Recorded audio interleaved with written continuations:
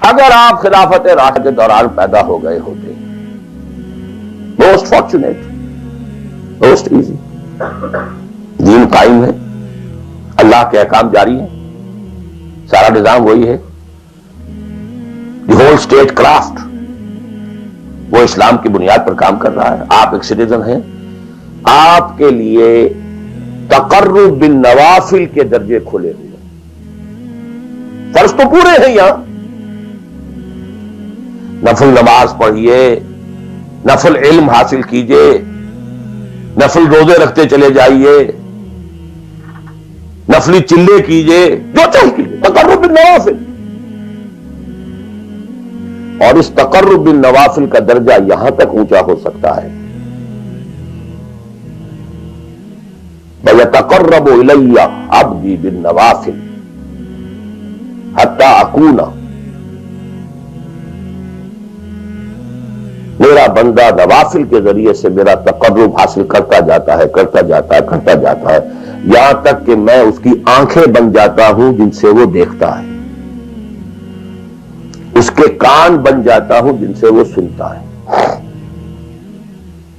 اس کے ہاتھ بن جاتا ہوں جن سے وہ پکڑتا ہے، اس کے پاؤں بن جاتا ہوں جن سے وہ چلتا ہے۔ حدیث قدسی، اور سارے وہابی بھی مانتے ہیں اس کو، یہ نہ سمجھیے کہ یہ کسی صوفی کی بڑھ ہے، حدیث صحیح عند کل المحدثین۔ اللہ ہاتھ بن جاتا ہے آپ کا، اللہ پاؤں بنتا ہے آپ کا، اللہ آنکھ بنتا ہے آپ کی، اللہ کان بنتا ہے آپ کی۔ یہ بہت اونچی بات ہے، بہت اونچی بات ہے، بہت اونچی بات ہے، لیکن یہ تقرب بالنوافل کا درجہ کہاں آئے گا؟ جہاں آپ ایک اسلامی نظام کے تحت سانس لے رہے ہیں، جہاں وہ اسلامی نظام نہیں ہے، پہلا فرض تن من دھن اس نظام کو بدلنے کے لیے لگا دینا۔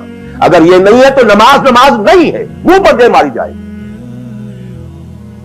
میں جو کچھ کہہ رہا ہوں علی وجہ البصیرت کہہ رہا ہوں، میری پوری زندگی کے مطالعے کا نچوڑ ہے۔ نماز منہ پر دے ماری جائے، روزے منہ پر دے مارے جائیں، you reconcile yourself to that system جو میری بغاوت کے اوپر مبنی تھا۔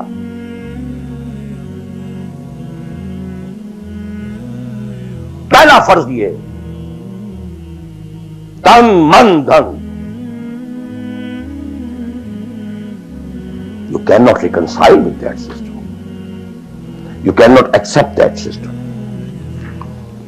اس میں اپنے آپ کو اکوموڈیٹ کرنا، اس میں اچھے کیریئر تلاش کرنا، اس میں اچھی جائیداد بنانا، اس میں پیسہ جمع کرنا، اس میں اچھی سے اچھی بچوں کو ایجوکیشن تاکہ بہتر سے بہتر زندگی وہ بھی گزار سکیں، سب کا سب حرام، مطلقاً حرام۔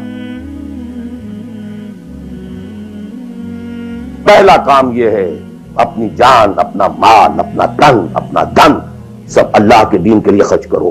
سب سسٹمز لیول کے اوپر صرف جان کو باقی رکھنے کے لیے جو ناگزیر ہے، that is allowed, nothing more.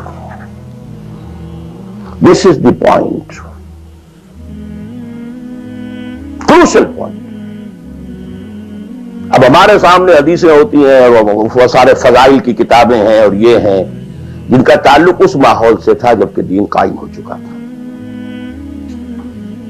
Us context میں باتیں ہو رہی ہیں، نفل کی بات ہو رہی ہے اور قیام اللیل کی بات ہو رہی ہے، اور جو ہے ختم قرآن کی بات ہو رہی ہے، اور اگر فجر کے بعد بیٹھے رہے مصلے پر اور 2 رکعت پڑھ کر اٹھے جبکہ سورج نکل چکا ہے تو اب یہ اتنا اونچا سوال، یہ ساری بات، all these things become absolutely irrelevant. یہ deciding factor is دین غالب ہے، ٹھیک ہے، چلو نوافل کی طرف، قرات کی طرف چلو، جتنا آگے سے آگے یتقرب الی العبد بالنوافل،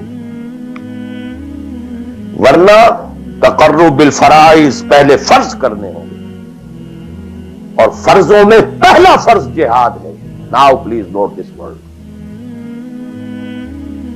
جہاد اصل میں اس جد و جہد کا جامع عنوان ہے your struggle against that system.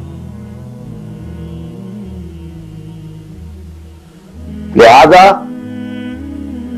انما المؤمنون الذين آمنوا بالله ورسوله ثم لم يرتابوا وجاهدوا باموالهم وانفسهم.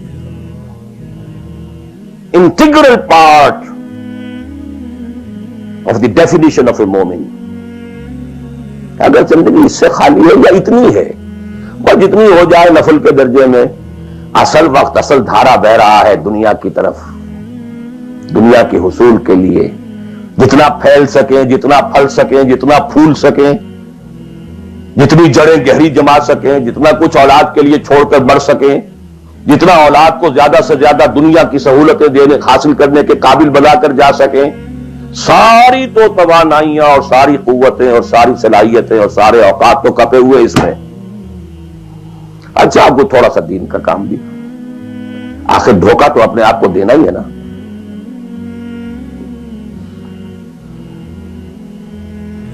عصمت فروش عورتیں بھی تو کالے کپڑے پہن کے جلوس میں نکلتی ہیں تازیوں کے، اور سبیلیں لگاتی ہیں اور مسجدیں بناتی ہیں.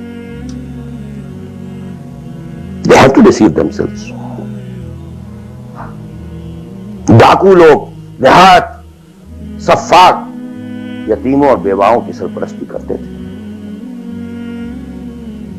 ہمارے معاشرے میں جو بستہ الف بستہ بے کے گنڈے ہوتے ہیں، ان کے ہاں بھی نیکی کا، پن کا، خیر کا کھاتا ہوتا ہے. کسی طرح کچھ مذہبی ایکٹیویٹی ہے. اصل شے یہ ہے کس ماحول میں رہ رہے ہیں.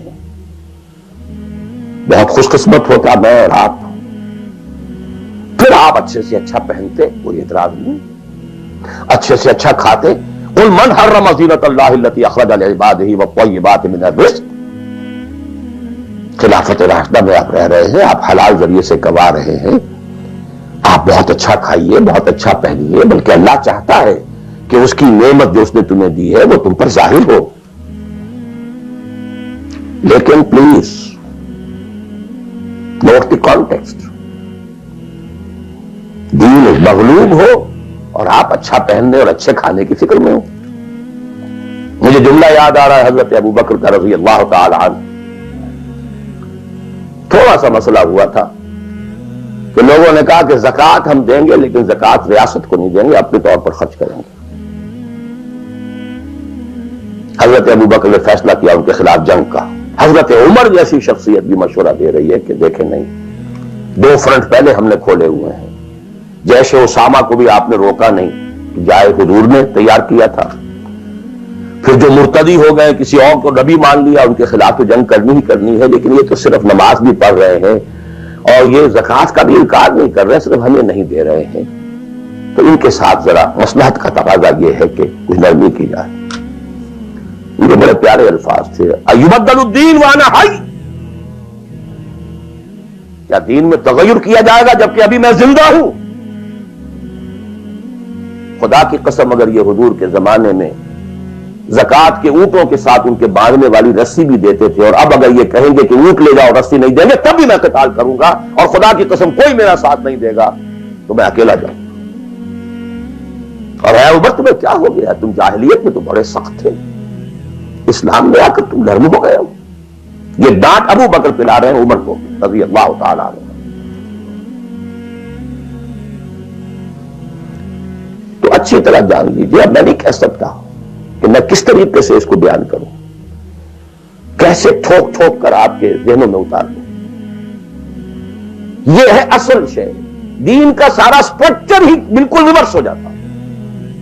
دی whole value structure absolutely changes. Then غالب ہے تو وہ ساری باتیں ہیں جو ہم نے خوب یاد کی ہوئی ہیں. حقوق والدین بھی تو ہے نا، آخر بچوں کے حقوق بھی تو ہے نا. یہ حقوق والدین جو ہے ان مہاجرین کو یاد نہیں آئے جو اپنے ماں باپ کو چھوڑ کر مدینے پہنچ گئے تھے. یہ اولاد کے حقوق انہیں یاد نہیں آئے، بیویوں کے حقوق یاد نہیں آئے. وہ تو فینیٹکس تھے نا، پاگل تھے نا. مدینے کے منافقین نے انہیں سفہاء کہا تھا، بے وقوف لوگ ہیں یہ. انہوں کما آمن السفہاء، these fools, these fanatics. یہ ساری حدیثیں آپ کو یاد ہیں؟